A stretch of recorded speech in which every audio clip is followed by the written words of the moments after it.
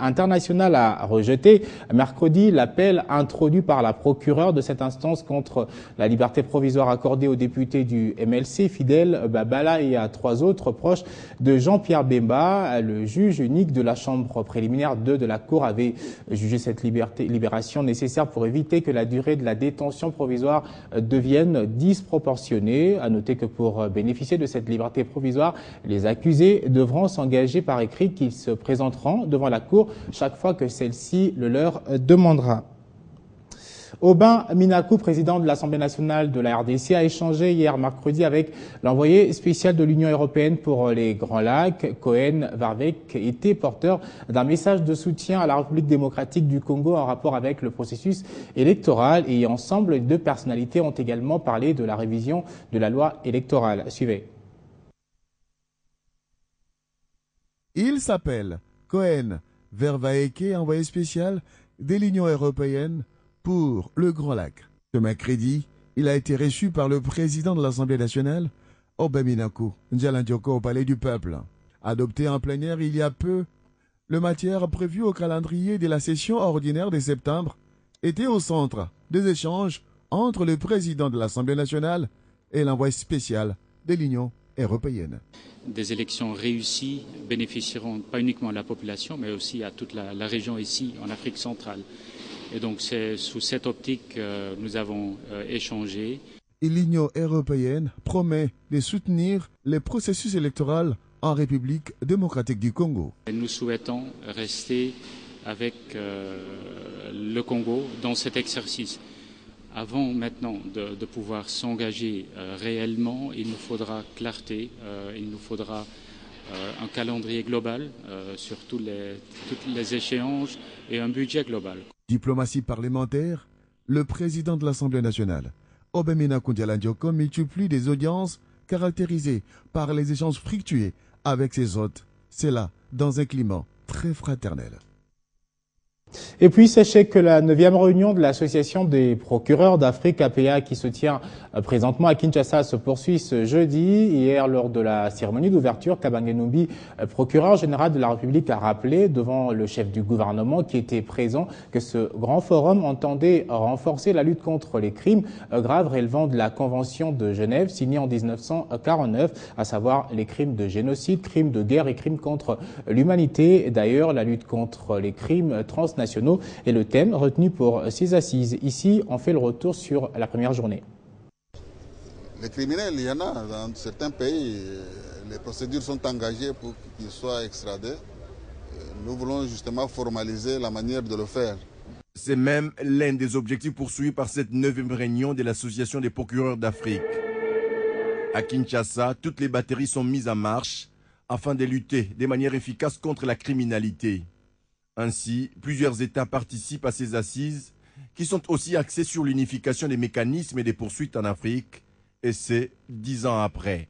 Soutenu par Son Excellence Joseph Kabila Kabange, président de la République et chef de l'État, à qui je renouvelle mes hommages depuis différents, le gouvernement a tenu à accompagner les magistrats du ministère public dans le préparatif et l'organisation de ces travaux, dont il attend tirer est évident dessus dans l'éducation d'une justice forte, impartiale, non seulement pour notre pays, mais pour l'ensemble du continent africain.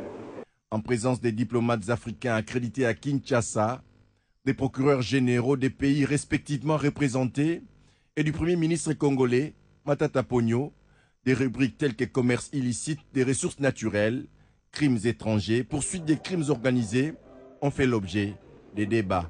Je pense que nos travaux aboutiront à ce que nous puissions mettre ensemble une meilleure formule pour aboutir à des extraditions de certains suspects qui se trouvent dans des États voisins ou ailleurs. L'actualité à l'intérieur du pays, au nord Kivu, la situation est redevenue calme à Oichambaou et Benivi le lendemain d'une journée très agitée. Mercredi, les habitants de ces agglomérations s'y sont pris à la base de la MONUSCO à Mavivi. Ils s'insurgeaient contre la mort de 2 jeunes tués par balle. Ils faisaient partie d'une brigade de patrouille et pour ça, Julien Paluku, gouverneur qui a appelé la population au calme, a insisté qu'il ne faut pas se tromper pour le moment de cible. L'ennemi est encore présent dans le territoire de Beni. Martial Bendelo. Les manifestants très en colère, comptés à plusieurs centaines, ont quitté à pied leurs entités respectives, notamment Erigeti, Oichambaou et Beni, pour se croiser à la base de la MONUSCO située à Mavivi sur la nationale numéro 4. Ce nouveau soulèvement populaire contre la MONUSCO dans la région a pris des allures inquiétantes lorsque les manifestants ont heurté un dispositif sécuritaire imposant des FRDC de la police. Les tirs de sommation de la PLC n'ont pas empêché les manifestants qui ne jurent plus que pour le départ de la MONUSCO à pénétrer l'entour de cette mission de l'ONU en RDC. Quelques biens sont saccagés. Les FRDC sont obligés d'entrer en danse pour limiter les dégâts. Pendant la lutte, 4 nouveaux blessés parmi les manifestants. La situation ne s'est apaisée qu'après l'intervention des notables locaux. Parmi eux, le gouverneur de province, Julien Paluku, appelant la population de Beni au calme, a démontré que cette action peut profiter à l'ennemi qui est encore présent dans la région. De telles réactions peuvent détourner l'attention des forces de l'ordre face à l'ennemi en faveur de la protection des institutions publiques, a prévenu l'autorité provinciale. Le pire n'a été évité que grâce au FARDC, a évoqué Martin Kobler, se trouvant à Goma, le chef de la MONUSCO, qui, au cours de la conférence de presse hebdomadaire, hier mercredi, a reconnu la perte de confiance de son institution par la population de Beni. La MONUSCO doit se remettre en confiance à travers des actions conjointement avec les FRDC, mais pour y arriver, la population doit nous soutenir que de s'attaquer à nous, déclarait Martin Kobler. Marcel Bedelo, tout le beau, tout le 50. Lutte contre le virus Ebola dans la province de l'Équateur. L'inspection provinciale de la santé tient à la diffusion de la bonne information concernant la présence de cette maladie qui est bien contenue dans le territoire de Djera. C'est ainsi qu'hier, mercredi, à Mbandaka a été organisé un point de presse à l'intention des professionnels des médias. Objectif, donner la vraie information concernant la maladie et les méthodes de sensibilisation. Pamafi Otenga. Donner l'information aux journalistes que l'on doit savoir sur la maladie à virus d'Ebola est l'essentiel de la réunion du briefing que l'inspection provinciale de la santé, en collaboration avec la division provinciale de communications et médias, a organisé ce jour en Mbandaka à l'intention des responsables de presse. Ce briefing qui vise à donner des matières nécessaires aux membres de la presse pour qu'eux, à leur tour, aillent sensibiliser la population par des spots publicitaires, jeux publics, magazines et autres émissions sur la maladie d'Ebola, particulièrement sur ses origines, ses manifestations, comment l'attrape-t-on, l'éviter. Cette campagne de sensibilisation financée par l'UNICEF à hauteur de $10 000 cible la région de Mbandaka et ses environs avec l'apport de médias audiovisuels et la presse écrite. La campagne s'étend sur 2 semaines à dater de ce jour. Retenons qu'il n'existe jusque-là ni traitement ni vaccin contre la maladie à virus d'Ebola. Mobilisons-nous pour prévenir ou lutter contre cette maladie dans notre pays car elle est frein au développement. Mbandaka, Pamaki, Otenga, Télé 50. Au Katanga, la production reprend petit à petit à la Gécamine dans ses installations de Kafundwa dans le territoire de Kambov. Constat du ministre national de Mines, Martin Kabweloulou, qui y était tout récemment. Et sur place, il était accompagné du ministre provincial de l'Environnement, le docteur Odax Sampoué. Laetitia Massimango. On est encore loin de la santé de la Gécamine à ce jour de gloire. Mais cette entreprise d'État s'emploie depuis peu à reprendre les poils de la bête. Le patron national des mines, Martin Kaboueloulou, qu'accompagne son correspondant en province, le docteur Odax Sompoué, et l'AD de la Gécamine, Jacques Kamenga, s'en est rendu compte en visitant les installations de Kanfoundoua dans le territoire de Kambové. Tout a commencé par la mine à ciel ouvert avec ses réserves certifiées de 300 000 tonnes de cuivre. Les minerais extraits d'ici sont traités non loin de là, au concentrateur HMS. Le ministre national des Mines et sa suite ont suivi des explications sur les différentes opérations de l'usine. Installée depuis décembre 2013, la production n'a débuté qu'en mars 2014. L'usine reçoit chaque jour 6 000 tonnes à l'alimentation pour produire 6 000 tonnes de concentré de cuivre quotidiennement. Grâce au procédé HMS, rien ne se perd, mais tout se transforme. Même les rejets de 1% de cobalt sont amenés aux usines de Chitourou à Likasi, où ils sont retraités. La Gécamine prévoit ici d'étendre le projet en installant de nouveaux modules pour procéder à l'électrolyse sur place à Kanfoundoua. À la vue de ses performances, le ministre Martin Kaboueloulou n'a pas caché sa satisfaction. Faisant d'une pierre deux coups, Martin Kaboueloulou a eu sur place à Kanfoundoua une séance de travail avec la délégation syndicale de la Gécamine, délégation conduite par son président, Kassongo Mwambisha. Le patron des mines en République démocratique du Congo a prêté une oreille attentive aux doléances de ses hôtes. L'amélioration sociale des 12 000 agents Gécamine passe par l'augmentation de la production et la mise à la retraite de ceux ayant atteint l'âge de retraitable et d'autres questions étaient à l'agenda de séances de travail impromptues.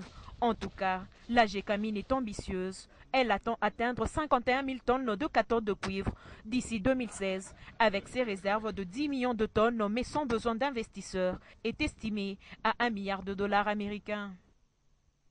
En bref, en international, dans le cadre de l'enquête sur le crash meurtrier de l'avion du patron de Total lundi, 4 employés de plus de l'aéroport de Moscou ont été placés en garde à vue par les autorités russes. Il s'agit du chef de nettoyeur de piste, du responsable du contrôle de vol, l'aiguilleur du ciel, stagiaire qui contrôlait le décollage de l'avion et de son supérieur qui le supervisait. Ces derniers n'auraient pas respecté les normes de sécurité de vol et de travail au sol. Et à la suite de ces interpellations, le directeur général de l'aéroport et son adjoint ont donné leur démission ce jeudi.